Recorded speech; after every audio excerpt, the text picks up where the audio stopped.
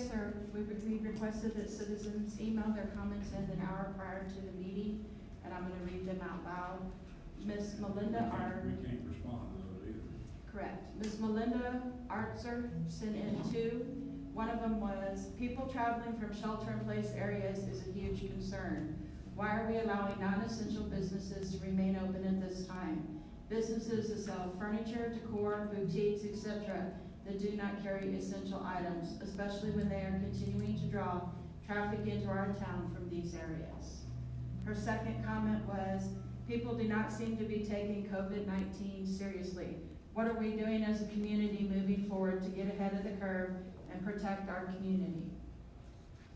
Then we had another one from B. Brooks, which is Brandis Brooks with Rofe and Associates.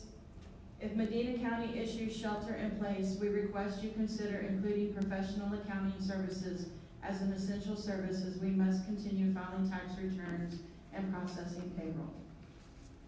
So, Yes, sir, that was all we received. okay, that completes item number 3. I'm gonna go from 3 to 5 and do the update on where we are and what the city is doing, and then we'll go back to 4 and talk about the declaration. Well, Mayor and Council, I gave a pretty extensive review the last time of everything that the city was doing. I know we've had some questions that have come in, like why are there so many cars at the rec center if the rec center is closed? That's because staff is still there working in groups less than 10 to continue to do small projects that we normally do inside the facility, and also to do a deep cleaning of the facility, getting ready for hopefully our summer programming that we'll have there. This is the first week that we've done half of the staff here and half of the staff work from home. There were a few minor kinks that we've been working out. One of them is we try to always have a manager on site here at City Hall, so we're having some difficulty making sure we do some scheduling for lunches, but we're working on that. We have updated and actually subscribed to a service where our citizens can actually call in on the toll-free number and listen into our council meetings, or if at the point we get to where we want to do video conferencing, and for council members, that could even work for y'all, so you don't have to meet in person if we get to that point. But we'll also be able to display any PowerPoints or any materials, and so anybody who's using the web service will be able to actually see, like a typical conference, it's actually we subscribe to GoToMeetings, and we will continue to do that throughout the year. It was less expensive to do it for a full year than it was to try to do a month-to-month, not knowing how long we would need to take this on. We'll continue to conduct planning and zoning meetings and board of adjustment meetings, and we'll use the same format that we use for council. It will also be done via video conferencing for those, because there are always displays that go on with those. We may give the planning and zoning members the option of calling in versus having to come sit in here, or we may do a different configuration to try to continue to keep the social distancing. We've had a lot of questions regarding the lines in front of HEB and the lack of social distancing at our retail outlets. We have made we've asked and tried to come into some kind of voluntary compliance, or asking them to assist us to help with some of the social distancing, making sure their carts are clean, making sure that if they allow lines to stand outside prior to opening, that they're 6 feet apart. You know, we want to do everything that we can. One of the questions that was also sent in to us was, are we sanitizing the parks? And the answer is no. And the reason for that is we can never, unless we had somebody who specifically stood at each park, we don't know when each different thing is being utilized, so it would be virtually impossible to sanitize after every single use. So if anybody goes to the parks, they are encouraged to sanitize any swings or tables or things before they use them. We are continuing to keep the restrooms stocked and clean, and we're continuing to move forward with making sure that we are servicing our customers to the best of our ability. We do participate on conference calls with the county, specifically with the health unit, to get weekly updates, and she has started to send out daily updates to all of the mayors and city managers and administrators throughout the county We continue to post information on our website and our social media, and in fact, I think we're kind of leading the group because we get a lot of comments from county residents thanking us for the information we're putting out right now. So we will continue to make that our standard. We do continue to participate through the chief with DSHS, Department of State Health Services, and other agencies, and continue to get updates. And I know he continues to be in correspondence with other emergency management coordinators, law enforcement, and first responders. There is correspondence daily between myself and the school district and myself and the hospital. And we are working very well together. If they need our assistance, we will step up and do whatever we can to assist them. So for right now, that's kind of where we stand with things. I'll be happy to answer any questions the council might have. Questions? Thank you. We'll move on to item 4, which is the main reason we're here today. Things that come up as far as possibly amending the previous declaration, and a copy of the proposed, for right now, declaration in front of you. The first thing that I'd like to have spoken to is the possible implementation of a curfew pertaining to the young people. And I'd like for the chief to speak to that and tell us why that seems to be a problem. Mayor, council, so with the fluid situation that we have that we're experiencing day by day, currently right now, we had discussed, I believe on Monday, we have discussed with the lieutenant in the division that currently right now we're experiencing, based off of some feedback that we're receiving from the patrol officers that are on the street dealing with calls on a day-to-day basis, that we're still noticing a large amount of kids in a particular group, whether it's at the local parks or whether it's the local stores or whatsoever. So with taking that into consideration, we went back and kind of reflected a little bit of, what can we do as a police department to try to, mitigate the spread of the COVID-19. So after some discussion back and forth, we decided that to try to implement some sort of a curfew to give us an opportunity or a resource to be able to utilize that out in the field. So with that said, as we implemented, we're recommending that we set this curfew in place that'll go Monday through Friday, 8:30 to 3:30 p.m. So what that'll do is, of course, be able to kind of limit the amount of movement that's being conducted on a day-to-day basis, and let patrol be able to focus on other issues that we're currently dealing with now. Currently, right now, say for example that the kids still out on the streets in large groups are still being able to kind of make sure that spread is still continuing, and that's something that we want to make sure that we stop. We also allow us as a tool, as a resource, to be able to enforce the 10 or more. Kind of making it, kind of make a point to where we need to express to the community that this is an important and dangerous situation. We need to do something to be able to control that. If that's us dealing with being able to limit, say, 30 to 50 kids a day, that's 30, 50 kids that we don't have to worry about being able to, push that spread out. So that's something that we're really, really taking into consideration. Of course, that comes with a severe penalty that's up to 180 days in jail or a $1,000 fine. So I think, we still continue using the voluntary compliance with the community, with the kids, and to continue, try to avoid from having to deal with that on a day-to-day basis. This does free up the opportunity from 3:30 to 10 p.m. to allow the kids to be out, to kind of give them an opportunity to step out for a little bit, to still conduct exercising, bike riding, you name it, walking up and down the neighborhoods, just trying to give them an opportunity to get out and get some free air, some air. You don't want to make sure that, you don't want to keep the kids inside, have them cooped up for 24 hours a day. That kind of, make the situation kind of bad at that point. So this, I believe that from 3:30 to 10, that would kind of help us alleviate some of the issues, allow them to go out, do what they need to do, and come back in. Of course, taking into consideration that we will still be monitoring the social distancing, proper hand washing techniques, and of course, avoiding the groups of 10 or more. So that's just a couple of things that we wanted to put out there to kind of give you an opportunity to understand why we're thinking that this will probably help us in the near future to try to mitigate some of this spread. Okay, a couple of questions. First of all, why just 5 days a week instead of 7 days? So that allows is, usually you have parents, or usually the 8:30 to 3:30, will allow, just as the school is already in session. During the weekends, we have the parents at home more, you know, and the parents can at that point utilize us and help with voluntary compliance to help keep the kids inside. I think that if we continue pushing it on social media or whatever platform we can utilize, that'll kind of give the parents, hey, you know what? They're working with us, they're meeting us halfway. On the weekends, we're home, and let's worry about it, and let's practice this protocol.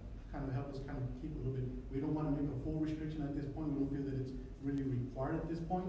But as I said earlier, the situation is real fluid, as we continue, you know, possibly changes will, you know, follow. So even during the week from 3:30 to 10, you'll be enforcing the 10 or more? We will still be, patrol will still be out in the streets, we will still be enforcing the social gathering, the proper hand washing techniques, and social distancing, so. Also on weekends? Correct.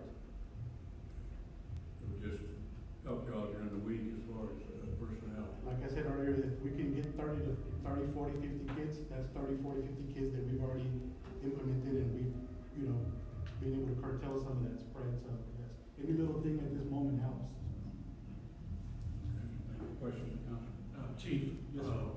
what has been the main age group of the groups? It's gonna be the younger generation, so it's gonna be pretty much the 17 and under. A lot of the middle school, roaming up and down the streets, you see them on bikes and groups, you see them in front of the stores, at the basketball park. And Patrol is making contact, we are making contact on a day-to-day basis, trying to give them information, trying to give them, warning that, hey, we need to experience the social distancing and all that, so it's So it's mainly middle school and high school? pretty much, yes, sir. And 8:30 to 3:30 are the hours that you're having the most difficulty with? That's usually what we're experiencing right now, so we kind of took into consideration that, you know, usually from 8:30 to 3:30, they're within the school hours. So usually within that point, they're either doing homework or vice versa, whatever the case may be. But we're thinking that between 8:30 and 3:30 would be a beneficial time, and that's pretty much the time that the patrol officers are noticing these events happening. I know that y'all have, helped with the homework distribution and the breakfast, lunch distribution, and I'm assuming that this would not interfere with that. No, sir, currently I believe right now, if I'm not mistaken, the school, in order for them to distribute the homework packets or the food, I believe you have to have the student present under the company of a parent or guardian. Any questions about that particular? Well, the question I had has to do with, the 10 to 6. That's our general, already curfew Correct. for that age group. Correct. So, And understanding this is only in the declaration for the period of time the declaration is in effect. And I will remind y'all, if we approve the third declaration today, it will be for an additional 30 days, not the 30 days that we had already agreed on before. So what we're doing is adding like 7 days to the previous 30 days that had already been approved. Actually, for another 30 days. is what it goes. Chief, I'm just curious, what has been the response of the groups that you've talked to? I'll tell you, Councilman, some of it has been positive and some of it has been kind of reactive. A good thing is that with the fine being pushed out there, we're hoping the kids will kind of hit home a little bit with the parents, the guardians, and kind of implement, you know what, we can be held accountable up to 180 days in jail or up to $1,000 fine. And in the beginning, you will be in a warning status, I suppose. Correct, we're still gonna continue with voluntary compliance as much as possible. This is just a tool, again, to be able to use it in case that voluntary compliance is not effective. How many warning are you gonna give? Say you have one individual that you've spoken to 2 or 3 times and he still don't comply. So what we're doing now is we're starting to implement is a spreadsheet that's gonna be kept with the staff. So at the end of every shift, what we're gonna try to do is try to get the names of the kids or the students that we're currently dealing with now, create a spreadsheet, so like that, if a different shift, follows through and issues the same situation, then we already have, the names already identified, so at that point, then we feel that one warning should be suffice, and then after that, then at that point, then we need to start reaching out to parents and, or citations. If I could just interrupt for a minute, one of the callers on our conference line has us on hold, and so the hold music is playing so no one outside can hear us. So the caller that has us on hold, would you please remove us from having us on hold so your music will allow the outdoor participants to hear what we're saying in the council chambers, please? Any other comments on that? So what you're proposing here with this curfew, what other cities or who has done something similar to this that you know of? As far as I know, some of the research that we've done, as far as the lieutenant as well, some cities are making it a little bit more harsh as far as the curfew hours. Some were considering doing from, 8:30 to 10 o'clock at night. It's just something that we feel that's not conducive to Hondo at this point. Again, taking the families and the kids into consideration is something that I feel we need to give them an opportunity to be able to go out and have some of that fresh air, being able to go out and do some exercising, and some sort of form of communication between one another. It's gonna be real fluid, and it's just kind of one of those situations where every municipality is kind of thinking of a different route to take, and we feel that by us trying to be 2 steps ahead is, we start off with something of this magnitude, and then depending on what type of reaction we're getting, then maybe stepping it up to a different notch and maybe extending it longer. Chief, if it comes down to where you do have to give somebody a citation, will the citation be just for the juvenile himself and not the parents, or are you gonna reach out to the parents, or? So what we will try to do initially is if it gets down to that point, and of course, we wanna make sure that we try to reach out to the parents who ultimately gonna be responsible for that citation. So, of course, that's gonna be something that staff has been notified about, and we made aware that we need to try to exhaust every single option that we have available. I mean, that 180 days and $1,000 fine, that's a pretty hefty charge. Not anybody can, just put out $1,000 or be incarcerated for 180 days. But yeah, so reaching out to the parents or guardians of the juveniles will probably be something that we would definitely look into. That's up to $1,000 anyway, Up to right? $1,000, yes, sir. And what I want to remind everyone is this is just a step that we're trying to take to keep us from having to get to the ultimate shelter in place. This is just one of the other things in the toolbox that we're trying to use to prevent the spread of COVID-19. And this doesn't just impact seniors and, those with other comorbidities. This is also about kids. There are a lot of kids now who are coming down with the infection, and not all of them are surviving. Well, in my opinion, I think we ought to implement more of the fine than the 180 days in jail. It's usually the way that citation issue works is once the citation is cut, if it is issued, at that point it'd be up to the judge and the prosecutors to address what charge or what level or degree they would take it to. So it's something that, that would be determined by them, and I think it's something that it's just saying that it's up to a certain amount. Doesn't mean necessarily that it would be up to the full 1,000, but, discretion, I'm sure will take it to effect and have something to do with that. I understand. And again, but understand. if we have a problem, I don't think it would be a good idea to be putting these kids in jail. It's not something that we're looking forward to. It's not something that we're making standard practice. This is just something to be able to give us an opportunity to ensure that what we're putting out there needs to be enforced. And we're hoping that parents at that point, or guardians, would step up and say, you know what, this is a serious matter. We are taking the health of the community and the first responders out there having to make contact into consideration. So I think that's something that we would have to be met with halfway as well. It's not something that we're looking forward to be doing. It's just a tool and resource to be able to do it. Yeah, we need to start somewhere.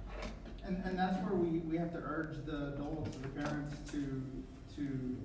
for compliance, in their kids, but, what about the kids that are responsible, that, have chores, they have to be out and about, teenagers, a lot of them are driving. We have to think about those kids too, and I get it, it takes, one drop of oil to ruin a tank full of water, But what we're talking about here is the gathering of. no, I understand that, but not every kid Well, is gathering. There's a kid after the curfew, they need to be questioned to see what they're doing now. But the curfew's from 8:30 to 3:30. You know, I have a son and, you know, he's got chores. He's gotta go feed a cow. I think the declaration will cover if somebody's out on an errand or whatever, would do excuse, so. On order number 5, it states unless minor was engaged in lawful employment or volunteer work at a recognized charity institution or another organization, so that would probably be considered lawful employment. And it's not only that, you know, yesterday I got a couple of phone calls from, some of his friends with concerns about it. Because some of them, you know, do go work out still, you know, they're out of athletics. Yeah. But, you know, they go work out, they go to the baseball fields, you know, you're someplace baseball. They're trying to be responsible and staying home the majority of the time, but on the flip side of it, they're still trying to train and, you know, not let this totally interrupt their lives. Right, and I think I that's think we a need to have confidence in the fact that our police force will look at those situations and make the proper decisions at that time. I don't think they're gonna get on the kid that's out practicing baseball or something. Well, that's what, I mean, but But those that's are what what I'm this is saying. and this can be worded any way y'all wanna word it. You know, and when we started, so just so we all understand, so when we started, you were addressing that the issue was that these kids are gathering in groups. So that needs to be enforced, the gathering of groups, but I agree with what Bobby's saying. So- You know, to let these kids, so basically you're gonna have 8:30 to 3:30, and then from, 10 to And, 6 is our regular, I mean, that's, So, right, so. all in from- play. From 8:30 to 3:30, you would have the curfew in place. At 3:30 PM till 10 PM, the kids are allowed to be out to experience this type of gathering, or, if, for example, like 1 to 2, or contact from one another, exercising, wanna go out to the baseball field, maybe knock some balls, back and forth, bike riding, I mean, you name it. They have an open opportunity from 3:30 to 10, so we feel that would probably be the best bet. I mean, for example, it's just like what Councilman Vela was saying, is we can't keep them cooped up. These kids still need to go out there and be able to experience this type of outdoor activities. Just a observation, they pick up a basketball game. It needs to be no more than 5 on each side, and people not standing around at the same time. And then like baseball, you've got 9 people to start with. So there are gonna need to be limitations, and I don't want to be the person driving around monitoring that. I appreciate our staff, And just to add again, the officers are not gonna be out there on a day-to-day basis trying to be aggressive or trying to come back and say, I tell you again, we're gonna have issues. This is gonna be more of just kind of a resource. The guys will still be out there, we're gonna be dealing with voluntary compliance. If the officers see a good group of kids out there just, hanging around, hey guys, again, let's remind you that, hey, we need to make sure that we split up 10 or more. Let's get social distancing in place. I mean, we're gonna use our better judgment when I turn around and just go out there and just say, hey, you know what, this is your first offense, here's your citation, take it to your parents, and we'll see you in court. That's not what our intentions are. And I understand the reason, you know, I do believe that we need to start being restrictive. I do believe that. I think we need to give some of these young adults credit. I mean, they're being responsible. Correct. You know, the other day I saw kids playing them down, and they're 3-on-3. You know, I haven't seen a group of more than 10, but I haven't looked at the parks.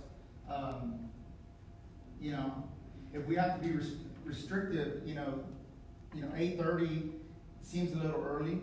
You know, if a young adult wants to be out, running or maybe we move it to 10, 10 to 3:30.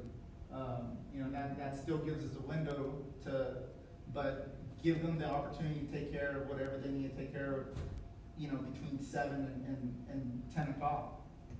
And again, the reason we did the 8:30 to 3:30 is because originally, if school was in place, they would already be in the presence of the school district, which is usually from 8 to 4 o'clock or 8:30 to 3:30. So we assumed that would be a perfect opportunity to be able to utilize them for that. Not only that, they also have to consider that maybe they could use this time wisely to be able to work on school packets. I know that there's a lot of school packets out there, a lot of online courses that the kids are taking through the high school. I mean, this is just an opportunity that fell in place as far as 8:30, 3:30, we felt would be beneficial for what the kids are kind of going through now and what we're experiencing on the streets. But again, I think your comment about less than 10 gathering, I would bet that those 8 or 9 or 7 or whatever aren't practicing safe distancing. And the gathering all together. And it could be 5 or 6 by the time you know it, without, any bad intentions, you could have a couple other kids pull up, adults or something at that point. By the time you know it, it'll go from 7 to maybe 11, 12. They don't mean to do it intentionally. It's just something that just human nature, it happens.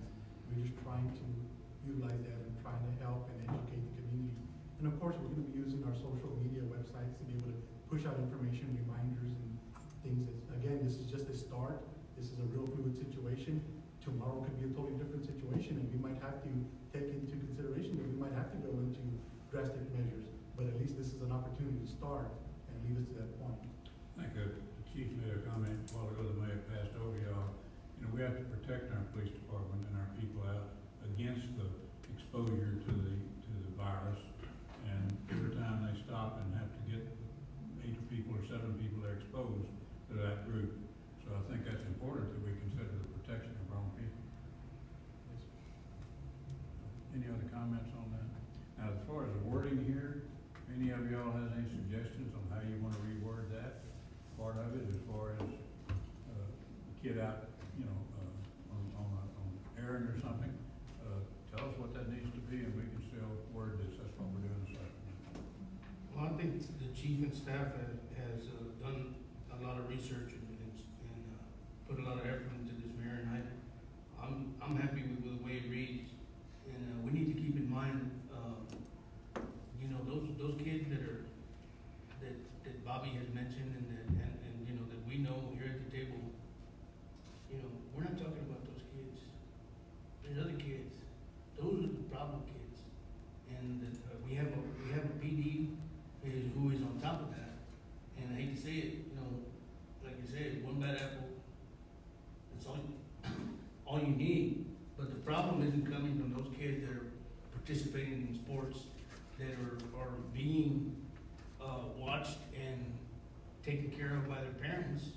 It's the other kids that we're worried about, or that are not ruining the whole deal for everybody. So I'm in favor of the way it reads, and I'm in favor of doing the curfew that the chief is talking about. Any other comments? Because we'll go on some other items, but it'll all come back to this declaration. So, next item I want to talk about is a problem that we're having at the grocery stores and the retail outlets, and differs between the different stores. And I'm mainly talking about the bigger stores, but we're still having the problem of distancing. We're having the problem of people waiting in line outside the store, not doing proper distancing. We're having a problem of inside, the desanitizing. I think one store does desanitize the cart before they give you the cart. No store does not. I don't know about some of the others. I think the city manager pointed out, especially the machines in there that you go in and you put your debit card or whatever in there. I think that, at least one store I know is doing some of that desanitizing, but they're not all doing that. All these are items that are our bigger problems right now at the stores. And I know one of the stores probably has not gone along with some of the other chain stores of the same type as far as limiting number of people that are going in at one time, and 10 or whatever. And I don't really feel like we need to try to do anything about that, but I think we need to try to do something about the desanitizing and the lines and the distance in the lines and that type of thing as part of this declaration. So I have put together. Well, even if we do it, Mayor, like say, for instance, HEB, who's gonna be enforcing that? Who's gonna be One have to be. We need to start holding them accountable. I mean, it's good. well, what I understand, it's mainly in the morning before they open. Correct. So are we gonna have an officer they're implementing this? Well, it wouldn't take but once or twice, I think, and that would cease, and it's up to the grocery store to help police that. So this is what I've got, and I'll read it and see what y'all think. All retailers, including grocery stores and discount stores, are instructed to desanitize all carts prior to customer use, desanitize all checkout areas, including the credit, debit card machines, maintain a 6-foot separation between customers in lines both inside and outside at the store's entrance, and are requesting to limit the number of individual items sold to each customer.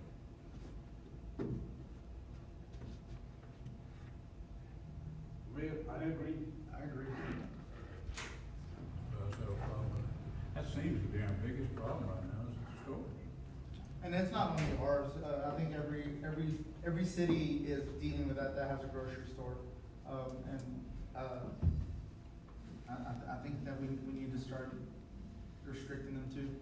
On the HEB, we know that it has a pilot program that, and then some of the stores, we know Pearsall, Lytle, a couple of stores in San Antonio, the pilot program, they're limiting the number in the store.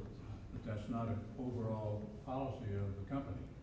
So this one here is not following that policy. And again, I'm not sure that we've tried to limit the number of people in the store because, for instance, if you've got to say 20 or 25 because you count the people inside the store that work at the store.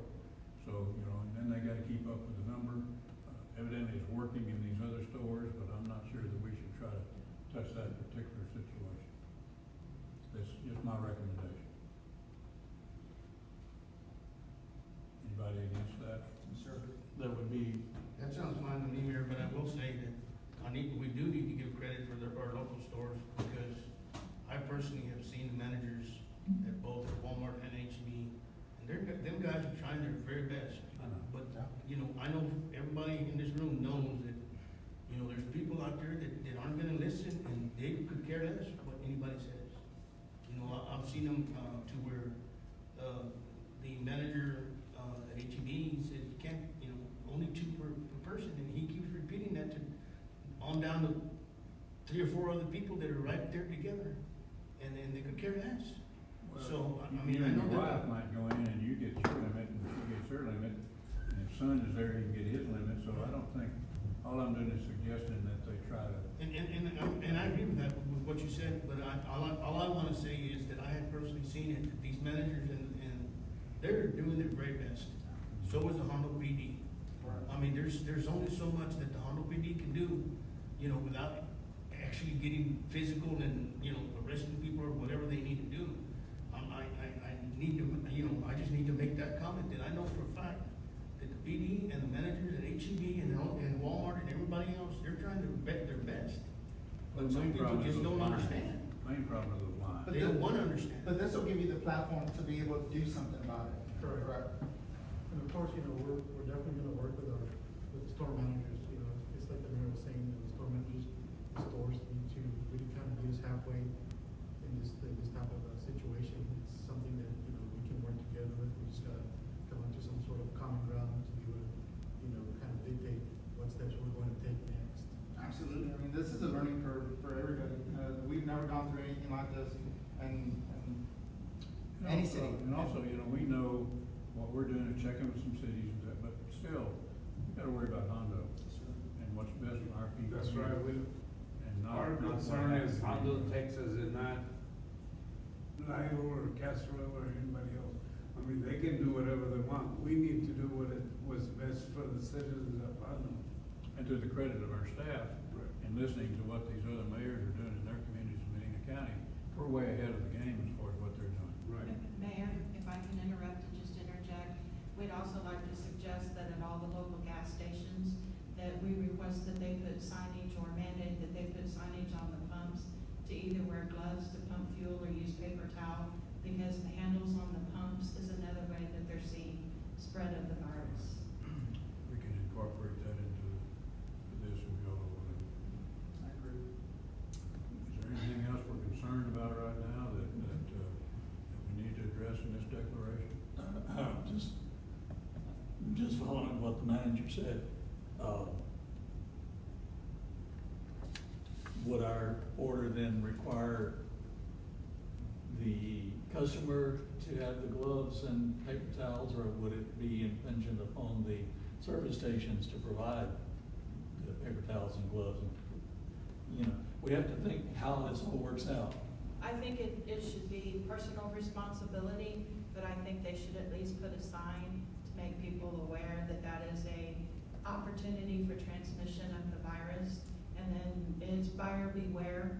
I don't think we should enforce that the fuel stations go out. And again, it's similar to what I said earlier about the parks.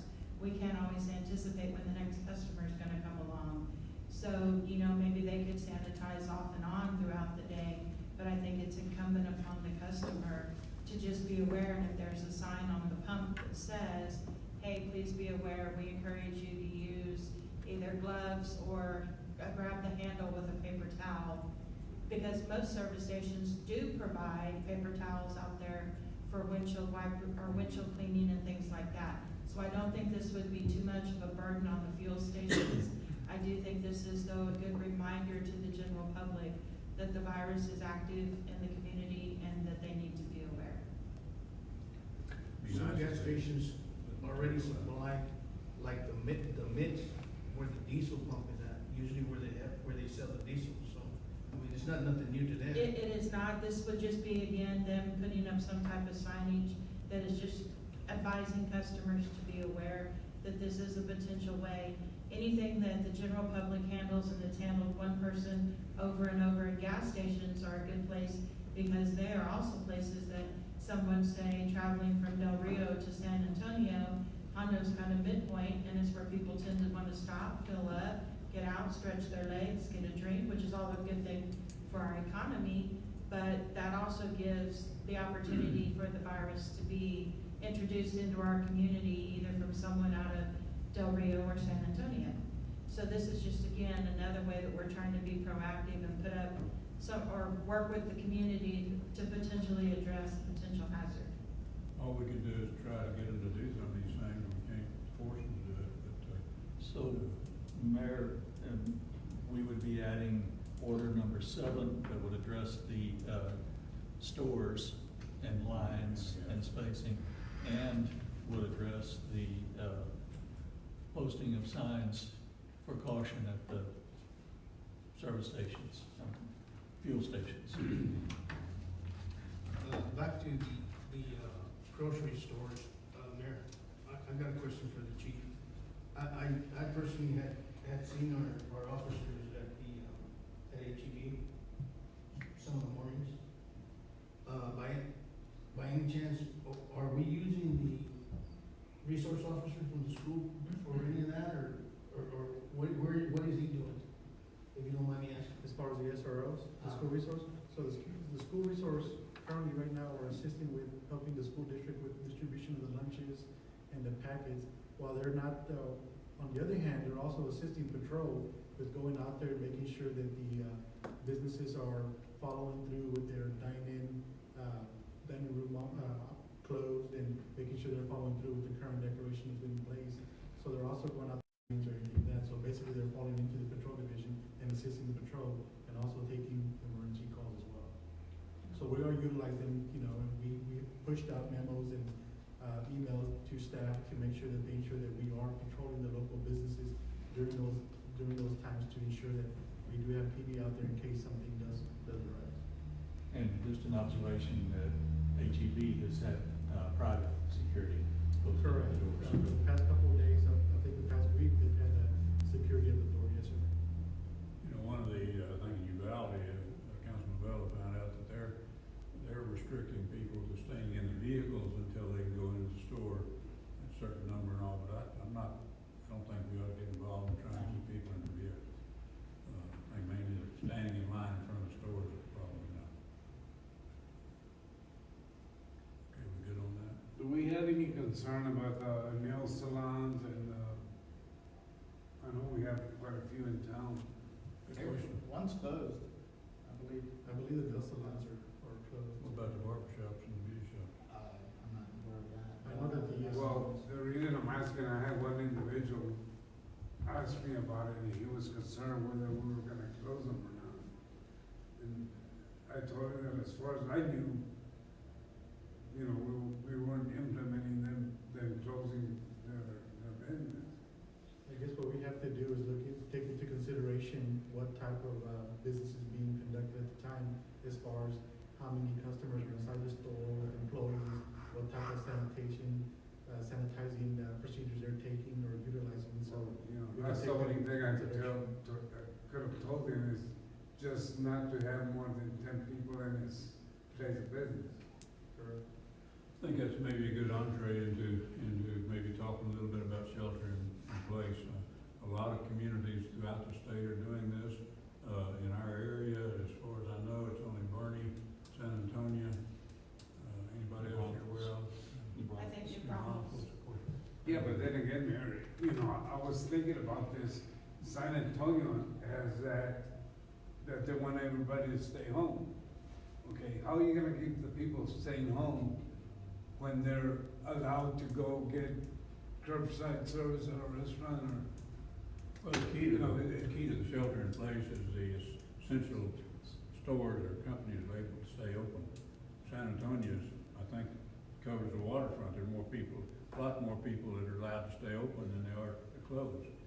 Different cities are there in different ways. My only question to y'all, and I personally am not in favor at this point in time of us going to shelter in place. We've had 3 cases in Medina County so far, none in Hondo. The 3 in the county are mainly to the eastern part. So we did have one gentleman come in from Comal County to Brown Chevrolet, and he was infected and ended up passing away, I understand, but that infected Brown Chevrolet.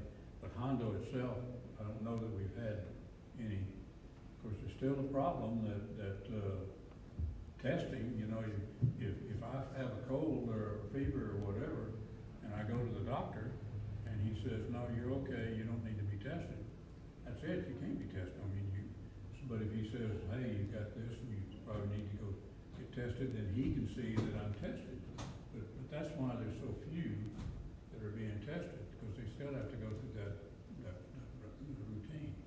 So, again, I'm just saying for right now, it may change over the weekend, but right now, I think that we are doing everything we can short of shelter in place. I agree with you. I think that, you know, stressing the citizens that if they're sick, stay home. You know, it becomes a personal responsibility to, you know, use hand sanitizer, wipe things down, and then also, you know, limit how much you're out and about. You know, we order a shelter in place. The only thing it's gonna do is it's gonna hurt our small businesses even more, and I don't think we're there. And I know the county judge is not there at all. He is strongly in favor of the employment side rather than the health side. But we again, we're Hondo, we do what we think we need to do. But I don't think we're at that point yet, but I think all of us have to monitor that and read and keep up with things. We finally, as of yesterday, started getting a daily report from the health unit here to know what's going on. Before, we didn't know what was going on, but Hondo insisted on getting that report. And we got the second one, I think, today, right, Ken? Yes, sir. I was looking to pull it up on my phone to tell you how many And people. they're the ones that report on the cases and testing and all that, keep us aware of what's happening. So I mentioned this to a council member before we started the meeting, and part of the issue with tracking cases in Medina County is that a lot of the people are just going ahead and going on to their doctors in San Antonio and either being tested, or the drive-through places in San Antonio and being tested. And so it takes a while before it circles back around and they find out that they're a resident of Medina County. There have only been, I believe it was 35 total tests done in Medina County. I think that was the number from this morning, was 35 total tests. So the majority of people that are being tested are not being tested in our county, so it's taking some time for that information to get all the way back to us here.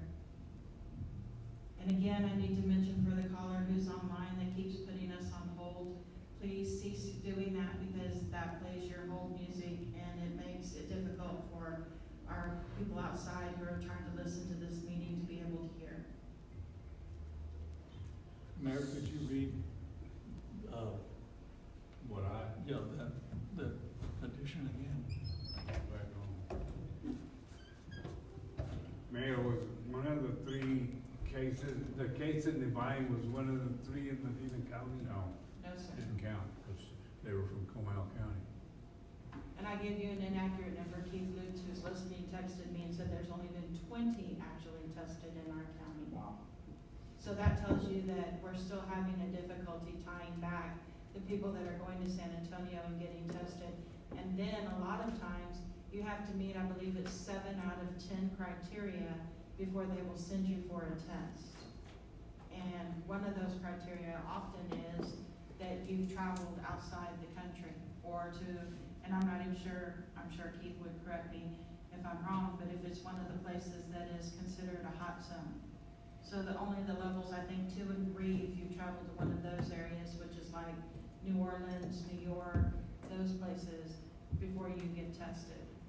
And so we're still having some difficulty even with getting testing done in the area. Of course, I think that will pick up as time goes on and be more people tested, from Medina County that we know about. What I understood is if you were only people that were recommended by their doctors get tested. And the doctors are given a lot of criteria that they have to check off. And I So think that's what I mean. right, Not anybody can just go get in line and get tested. and get tested, that's correct. So that's- So what is it gonna take for Medina County and the city of Hondo to have a facility to go get tested? Are we gonna have to wait till we become one of these hot zones? That's a I very, mean, that's no, a 'cause very good question. It's not gonna get any better.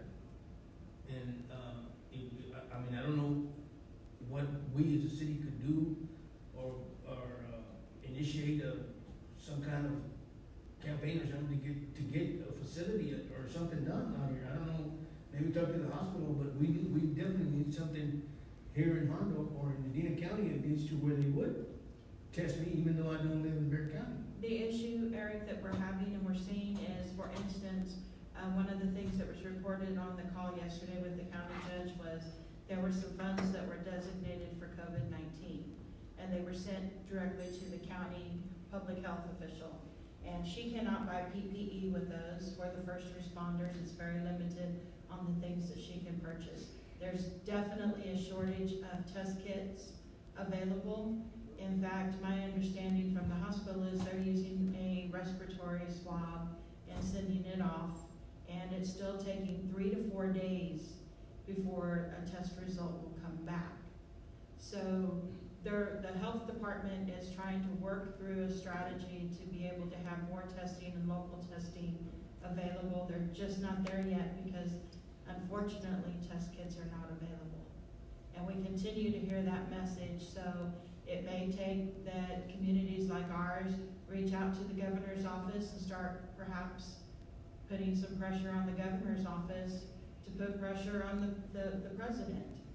We need to be able, and this isn't unique to Hondo, small communities need to be able to have localized testing. We don't know what's happening in our community because we're not able to accurately test and tell what the impact of COVID-19 is. So it's something that, the health department here, the local health department has no control over. And the hospitals are very limited on what testing, and again, they're still having, because it takes that lengthy testing period, they're still having to check those boxes before, like Johnny said, even a doctor can recommend sending them for a test. A lot of small towns would like to have that, so. Absolutely. The city itself we don't have the authority or the ability to just say, okay, we're gonna get a testing facility or set one up. We just, Not without the help of the public health officials, the local public health officials. they're the ones that could authorize us. They to would do it. they would be the ones to set that facility up and manage that facility. The city itself would not be, that's dealing with those public health crises is not typically what we do from the testing aspect of it. We try to prevent the spread of the disease and the virus, but we don't have the access to the resources. Chief and his team, when there was a shortage of personal protective equipment, we sent them out to buy it, and we're gonna submit reimbursement to FEMA to be reimbursed for that. Unfortunately, the dollars that the health department got, they're very limited on what they can spend them on. And so they're trying to equip what they consider to be the frontline first responders, which are EMS units in the hospital.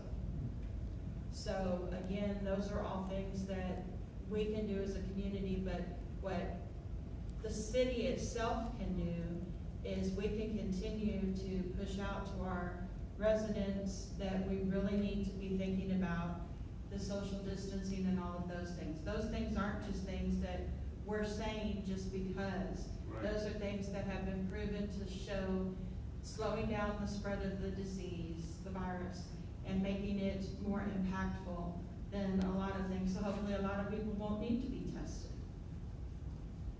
I think we can put a bug in the judge's ear to see if they wouldn't start putting a push on, the health officials outside of our county to get a unit here, but there's a lot of small communities around that want the same thing, so And again, Keith was just advising me that the bulk of the testing, the tests are being sent to what's considered a hot zone. So again, that would be Louisiana, New York, some of the places in California, Seattle, those areas.